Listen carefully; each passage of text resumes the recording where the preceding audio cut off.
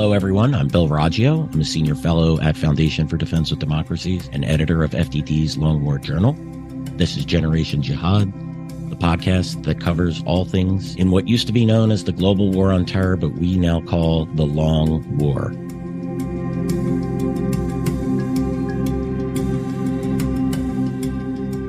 We have a long war shaping up in Israel as we speak. Of course, I have my friend and colleague, Joe Truzman. He's a research analyst for Foundation for Defense of Democracies, as well as a contributor here at the Long War Journal. Joe, great to get you back on. Hope you had a decent weekend, maybe a little bit of family time, a little bit of a moment to breathe. Yeah, well, I got a little, but you definitely need it because this is a long war. This is what now, 15? No, what are we? 16 days? I don't know. Right. 17 days. Yeah, and this is the calm. Believe it or not, this is the calm before the storm. Once it kicks off in Gaza, I think all bets are off. How this happens? Does Hezbollah weigh in? Do we start seeing the Shia militias weigh in as well? Do the Houthis launch more missiles? Does the U.S. have to get involved?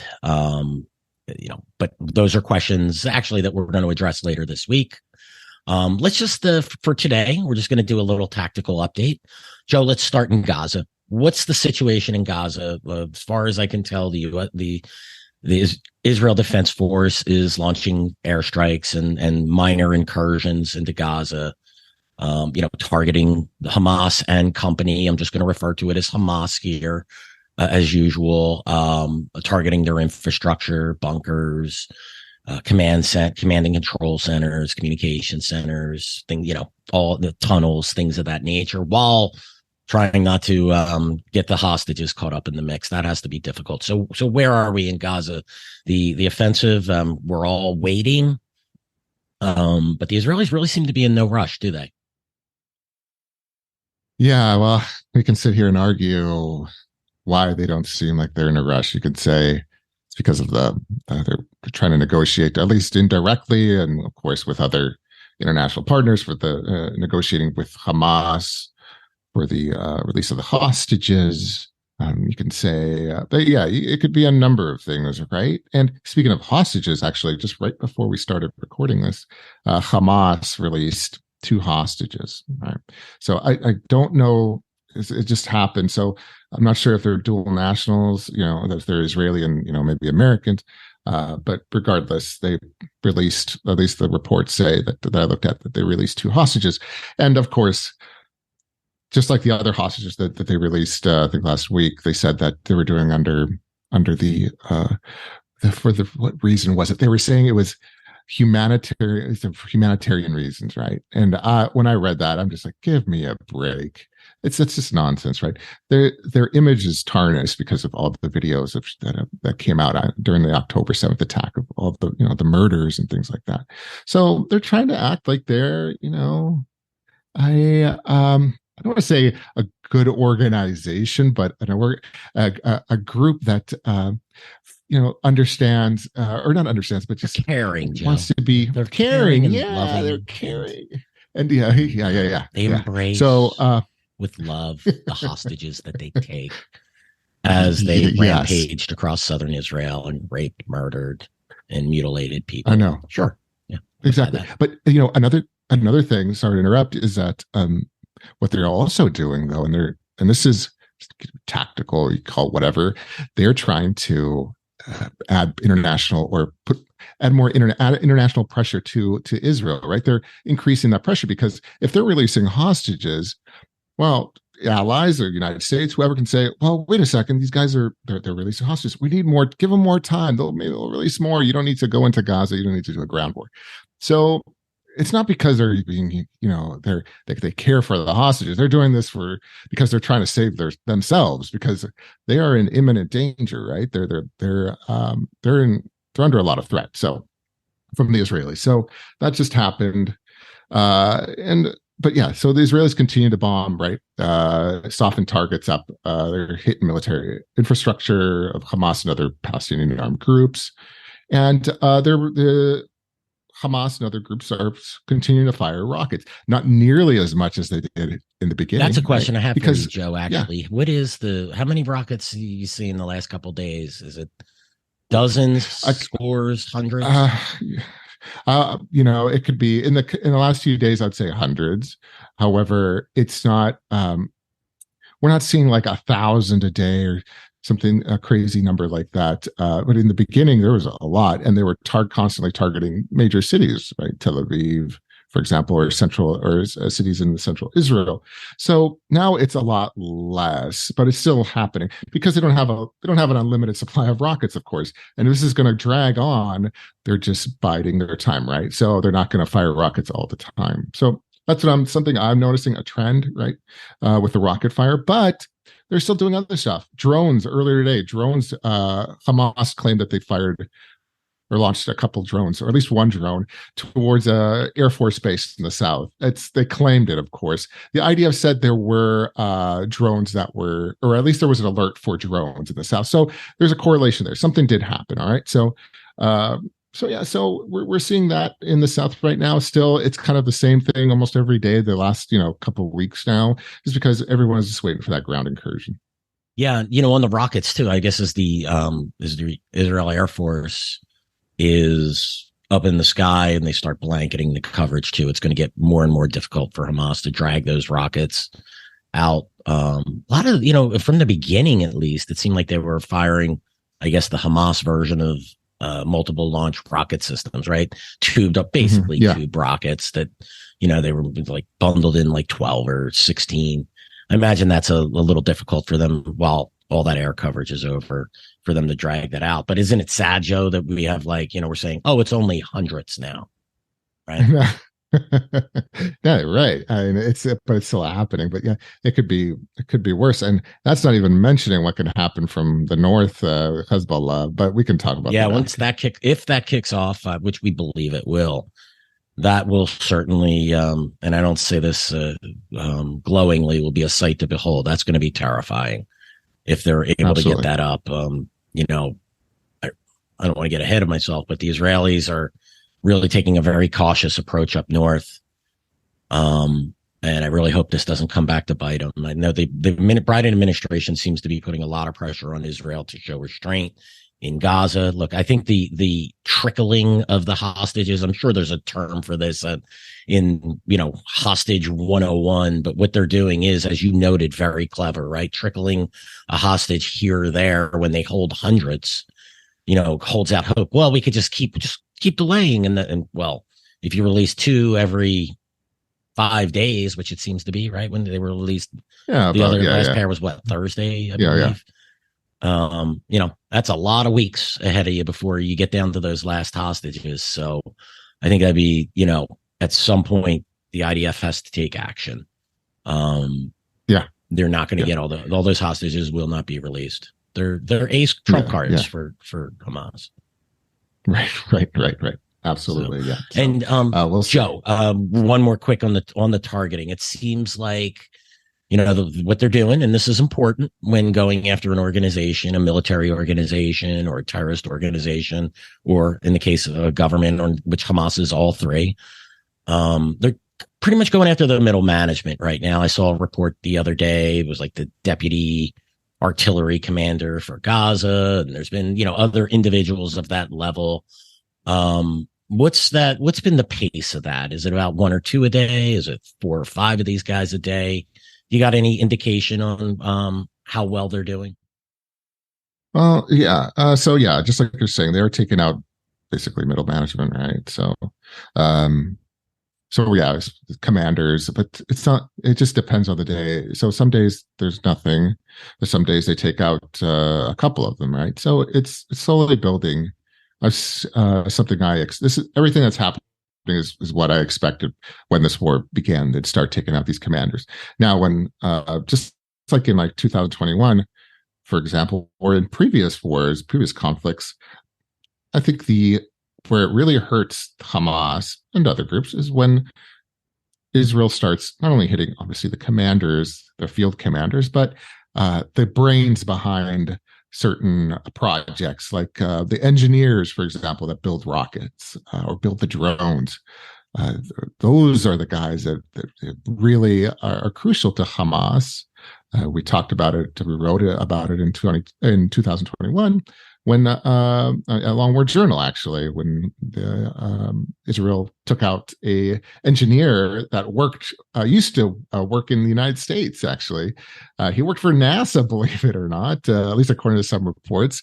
But yeah, he came to Gaza, joined Hamas, and became an engineer for them. So did his son. His son is an engineer, and both of them were killed. So, but it's guys like that that really hurt Hamas when they're taken out, basically, right? So it's not easy to replace a rocket scientist. Okay, so yeah, but I haven't seen that yet. All right, so I expect more. I expect that to happen as long as this war drags out. So some guys are getting taken out. Hamas guys, guys from other groups, Al-Aqsa Martyrs Brigades, the PFLP, so on and so forth. So they're incurring losses, that's for sure. But something like this takes a lot of intelligence, right? So and the right time to do it. So, but everyone's still waiting for the big ones, right? The senior leadership of Hamas that's in Gaza. Whether that's going to happen or not, I'm not sure. Yeah, it's going to be difficult. Look, these wars are not going to be won via the air. The air is it's a combat enabler. You may take out individuals here or there, but if you really want to pull up Hamas root and stem, you got to go in on the ground. You got to clear these areas. Then you have to filter through, and it has to be done from north to south. It can't be, they'll invade the northern part of Gaza and leave the southern part, because these guys will just move around. And that's the only way to ensure. And one of the things I do worry about as time goes on is are some of these key leaders, are they just leaving the theater? Are they, taking those tunnels into Egypt and melting away? It would be really bad if these guys are, live to fight another day, and can, look, we don't know. We think we know what might happen in Gaza over the next couple of weeks and months, but whether that actually happens, if it does, the Israelis, have to do at least at the beginning a full-on occupation and filter through everyone and confirm who's who. It's the only way to do it, and it's going to be really difficult. So, yeah, it takes a lot of time, which Israel definitely doesn't have. But I wanted to mention, actually bring something up, and I'm kind of turning the table around on you here. But so the last couple of days, and I talk to people, talk to reporters and things like that, and people like that. And I've been getting a lot of people asking me. So I'm sure you heard of it. There's like an Al Qaeda manual found in a USB drive that was carried by a Hamas fighter in southern Israel. I'm assuming he was killed. So, and just people are asking me, does Hamas use chemical weapons, right? And because this is what it seems. This manual seems like it's like some kind of diagram, or I'm not a chemical weapons expert, so I don't know for sure, but it looks like it is, So, and it looks like something you would find from online, right? Because there's terrorist groups all the time, even Palestinian armed groups. They publish ways to make like bombs, for example, IEDs. But anyway, so I've been asked, does Hamas use chemical weapons? And I say, well, I haven't come across that before, but I'm just curious, like let's say in your arena with like Al Qaeda, for example, or other groups, Islamic State, have you seen stuff like that? Because it was like the manual literally said Al Qaeda on it. So I'm curious if you've come across that. Yeah, my understanding is that's a manual from because I believe the Israel Defense Force put that out there. I just haven't seen the actual copy of what they were looking at, but I think it's that 2003 manual from Al Qaeda. Look, we know that Al Qaeda has dabbled in chemical weapons and done research into biological weapons. Were some of the most targeted, as you mentioned, the engineers. Those in Al Qaeda, they were some of the most targeted individuals. Al Qaeda was running I think CNN was the first one to report it way back when. In 2001, 2002, Al Qaeda had a chemical weapons facility, basically, where they were investigating, and they were testing them on animals. So yeah, and the Islamic State has dabbled in this as well. They've never been able to successfully deploy any type of chemical, biological, of course, nuclear. But the fact that they're looking at these things always gave me pause, and as well it should, right? No one also thought that 19 guys with box cutters would be able to kill 3,000 people by flying airplanes in the air. Nor did people think that almost 2,000 Hamas and company fighters would storm the border and kill 1,400 Israelis. These things have a way. If you don't take these threats seriously, now look, this guy could have been doing this as part of his duty, right? With Hamas, he could have just been surfing the web and scooping up everything, jihadist related that he could find. So it could have been an individual curiosity. I'd like, if I was Israeli intelligence, I would want to know. I would be very interested. And again, what we witnessed on October 7th and what we witnessed in, I could go numerous terrorist attacks, right? This is what happens when you give an enemy time, space, and safe haven. They get creative. They start looking at things. And, again, I that report was greatly worrying to me, and it should be greatly worrying to the Israelis as well. Yeah, it definitely, it should be worrying, but yeah, who knows? It's difficult to say if it was just something he's a part of a terrorist organization, so it shouldn't be surprising he has a manual with, to do something like this. So, and I'm not even sure if it's even accurate, right? But regardless, as far as how the cyanide is made or how you put everything together, I'm not sure. So, but yeah, it was just, it is little strange for Hamas to have that, because I haven't seen that in the past with them. But just like you're saying, you give these guys time, they figure out ingenious ways to do things, right? Like storming the border and killing 1,400 people, and abducting more than about 200 others. So absolutely, it is interesting though, for sure, about this manual on this Hamas fighter. Yeah, absolutely. Look, I always go back to what Osama bin Laden. I think he was in an interview with a Kuwaiti cleric after 9/11. Obviously, he was Al Qaeda, and bin Laden basically said, if I could have killed 30,000 or 300,000 or 3 million, I would have done that too. Right? And how do you do that? You do that by taking your game to the next level. You can't kill that many people by flying airplanes into buildings. And that's what, Hamas, right? It's in their charter. They want the destruction of the Jewish state and reoccupy all of what they call Palestine. I have no doubt that if they thought that they can achieve that goal by using chemical weapons, that they would do so. So this is where I just, is it probable? Might be low on the probability scale, but I don't put it beyond the realm of the possible that they were investigating. I also don't put it in the, it's all, again, also possible that this just might have been a curious Hamas dude. It's a shame the Israelis didn't get him alive. I will tell you that. Yeah, he would have been, because I'd want to know the answer to that question. Right. And I think it kind of segues into the next topic, but there was I'm sure you saw it, the Showtime on TV. They did a thing like over the summer of Ahmad Mughniya, the Hezbollah guy.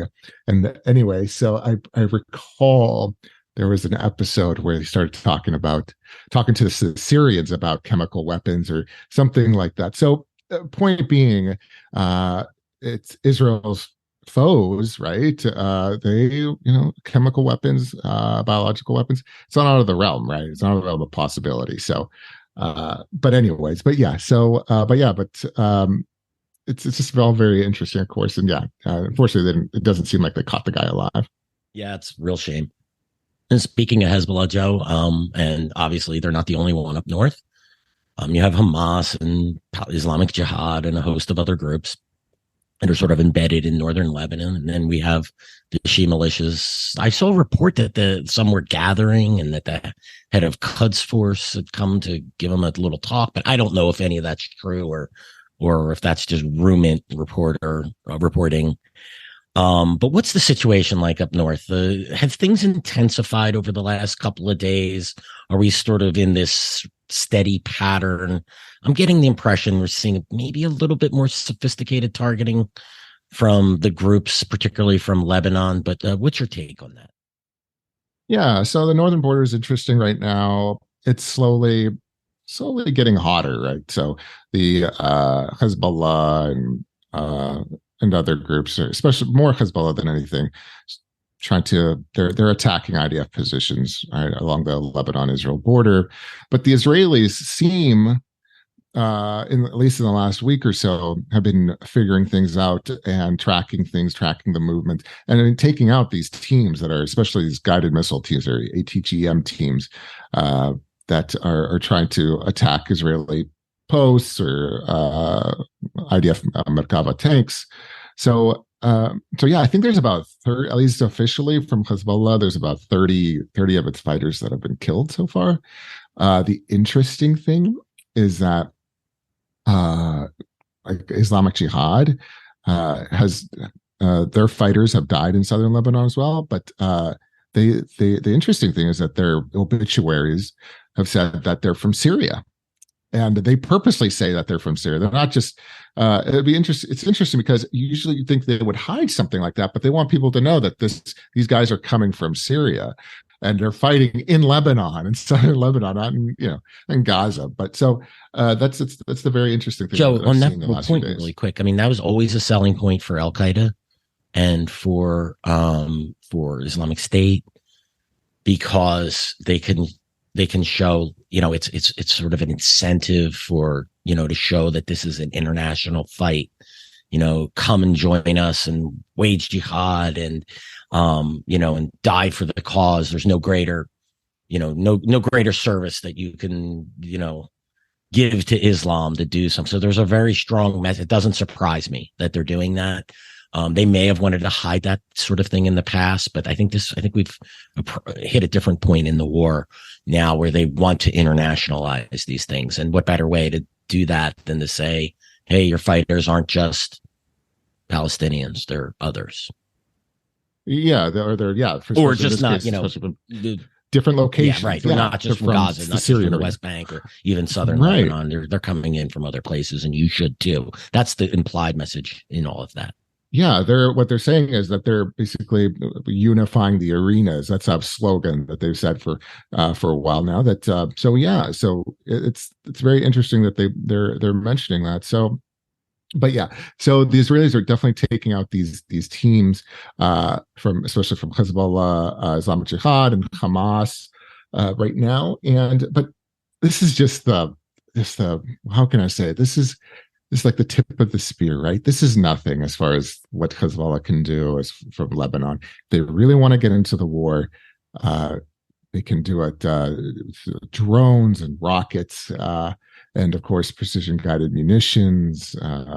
So anyway, but yeah, so we haven't seen anything yet, and I'm just really trying to emphasize that because it's very important. Because people have said, okay, yeah, well, a second front's open. Yeah, sort of, it is on Israel's northern border, but Hezbollah has not putting their full force into it just yet. They're just doing a little. They're just sending the guys in. These guys are probably, as far as their lives are very much in danger every time that these type of teams, these guys that they send. So they usually don't come back. Okay, so they know what's going to happen to them. So when they go out to the border, so regardless, yeah. So that's what we're all waiting on, right? This ground incursion and then Hezbollah joining in, and that's why the U.S. military, especially, is there in the Mediterranean, trying to deter Hezbollah from actually joining the war. And also, of course, now that we've talked about it before, these Shiite militias in the region attacking American bases in Syria, for example. So we'll see. We may see a lot more of that in the coming days, especially if a ground war ensues. And yeah, for the listeners, if you didn't catch our episode, I believe it was October 20th. We discussed that with our friend and colleague Benham at FDD. We went into a little bit of depth on the militias and the threat that they pose. So yeah, give that one a listen. Yeah, Joe, you described it last week as sort of a I believe you called it a simmer. I referred to it as a slow boil. I think we're still in that pattern. I suspect Hamas is waiting for the ground invasion of Gaza to justify going all in, assuming that they're going to do it. I don't think that's any big revelation or big prediction from it. I'm sure others have said it, but that's the impression I'm getting. They're dialing it up a little bit along the border, and waiting for the big game to kick off before they throw in. I hope they don't. One thing that really concerns me too is the U.S. has said that it would intervene if Hezbollah does. And what happens if Hezbollah really does kick it off and the U.S. doesn't? Then what good is U.S. deterrence? And, after what we've witnessed in Afghanistan, particularly, I know I always go back to that, but I watched the U.S. abandon an ally of 20 years. Whatever problems the Afghans had, they certainly were far better than what we left behind. That would be the Taliban. And I would hate to see the U.S. not weigh in, if Hezbollah does go all in and strikes Israel. If the U.S. sits that one out after threatening to do so, we're going to look really bad. It's going to hurt. The implications of not doing something like that go far beyond Israel. Oh yeah.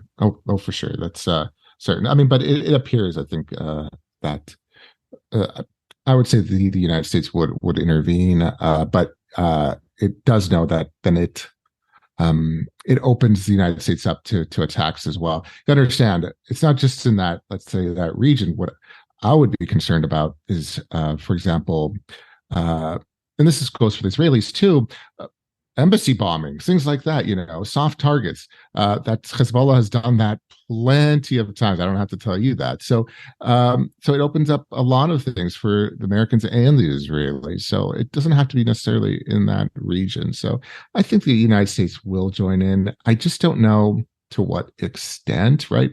What type, is there going to be coordination with the Israelis attacking Hezbollah targets, or is the Americans just going to focus on protecting, let's say, their interests in Syria or Iraq? I don't know, right? So it just opens up a can of worms if the United States gets involved, if Hezbollah starts, actually really opening another front in this war. So a lot of questions, my friend. Yes, absolutely. Listen, I think they will? Probably. But after what I've gone becoming cynical, Bill, over the years, and jaded Bill, I don't put anything past, particularly this administration at this point in time. They've been, from what I could gather, they've been putting the restraints on Israel to go in the south because of the hostages, giving $100 million to Gaza as U.S. hostages are being held. I just, I smell a lot of hesitation and weakness. I hope I don't know where I am. Is it 50-50 that the U.S. will or won't? Is it 60-40 either way? I don't know. But that little nagging voice in the back of my head says that it's certainly, I can't rule out that the U.S. may balk if Hezbollah launches a full war. I definitely hope that doesn't happen. The implications of that are massive. I think that's when just about everyone would smell blood in the water. The Chinese, the Russians, the Iranians, the Palestinians, our allies, who are quite angry with us in the Middle East. But, well, that's a topic for another day, and hopefully we don't find out the answer to that question.